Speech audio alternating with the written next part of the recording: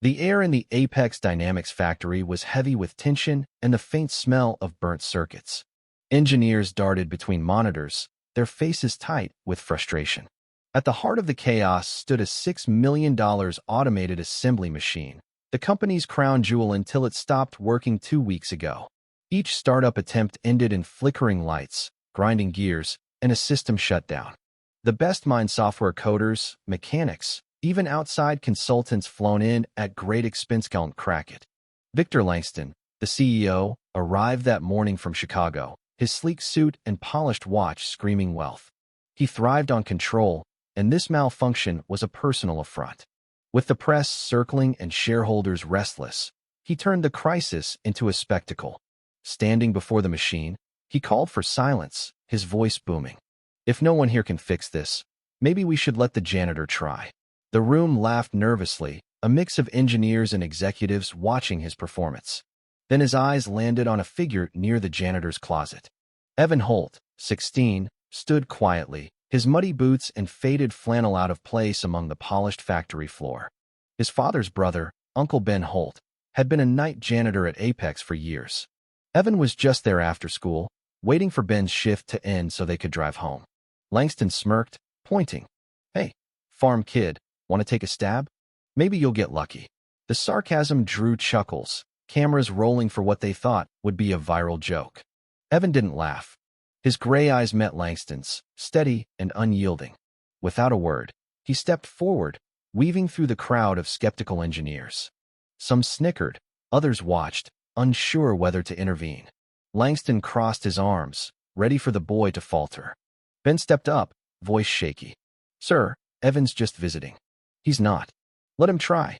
Langston cut in, waving Ben off. "It's a dead machine, right?" Evan approached the towering machine, his hand brushing its steel panel. He studied the diagnostic screen, then the circuit grid below. The room held its breath. He knelt, peering at a mess of wires and sensors at the base. "This is wired wrong," he said, voice low but clear. Engineers exchanged frowns. Evan pulled a small multi-tool from his backpack. An executive opened his mouth to object, but Langston signaled silence, sensing better footage. With steady hands, Evan opened the base plate, revealing the machine's core wiring. A tangle of cables looped incorrectly, one pinched between brackets. "Whoever set this up misaligned the voltage relays," he said. "That's why it keeps shorting out." He swapped 2 connectors, adjusted a sensor, and hit the reset. Silence. Then a hum. Lights blinked green, gears turned smoothly, and the machine roared to life. Gasps filled the room. Phones recording the scene shook. Langston's smile froze. "Lucky guess," he said too loudly. "No," said Sarah Klein, a senior engineer, shaking her head. "That was skill." She turned to Evan. "How'd you know?" Evan brushed dirt off his jeans. "I helped my dad build something like this on our farm." Langston's eyes narrowed. "And who's your dad?" Evan looked up. "James Holt." The name hit like a lightning bolt. Faces paled, whispers spread. James Holt was a legend, an engineer whose designs had reshaped industrial automation before he retired early to run the family farm after a personal tragedy. Langston's confidence crumbled as a tall, weathered man stepped through the factory doors. James Holt himself, his presence commanding silence. Evan's heart raced, but his face stayed calm. He'd learned machines from his father, not in labs, but in barns, fixing tractors and building systems to keep their farm alive. James had taught him to see machines as puzzles, solvable with patience and grit. Langston, recovering, forced a smile. "Mr. Holt, we didn't know your son was here." "Quite a surprise." James's eyes gleamed with pride. "Evan's right where he belongs. He's got my name, but more importantly, my craft." The room stilled. Langston's assistant whispered urgently, sweat beading on the CEO's brow. This wasn't just a fixed machine, it was a shift in power.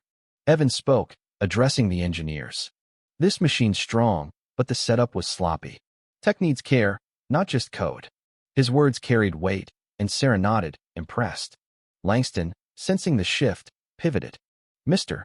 Holt, Evan, we'd like you both to join us permanently. We need your expertise." James glanced at Evan, who nodded slightly, eyes bright with purpose. The janitor's son was no longer a shadow. Over the next weeks, Evan and James worked with Apex's team, spotting flaws and introducing innovations rooted in practical know-how. The factory hummed with new energy. Hope replaced doubt. Sarah became Evan's ally, championing his ideas. Langston watched, wary but intrigued by the boy's drive. Word of Evan's talent spread. Industry leaders took notice, stocks rose, and journalists flocked. For Evan, it wasn't about fame, it was about proving worth isn't tied to background. When Langston was asked to step down for resisting change, James took a consulting role, and Evan was named head of a new innovation team. At a company event, Evan looked out, remembering late nights on the farm, overcoming doubts. "You've done more than fix machines," James told him. "You've shown people what's possible." Evan's story became a symbol of resilience, proving talent could rise from anywhere. The factory, once a place of failure, was now a hub of possibility. The CEO's dare had sparked a revolution, not just in machines, but in minds.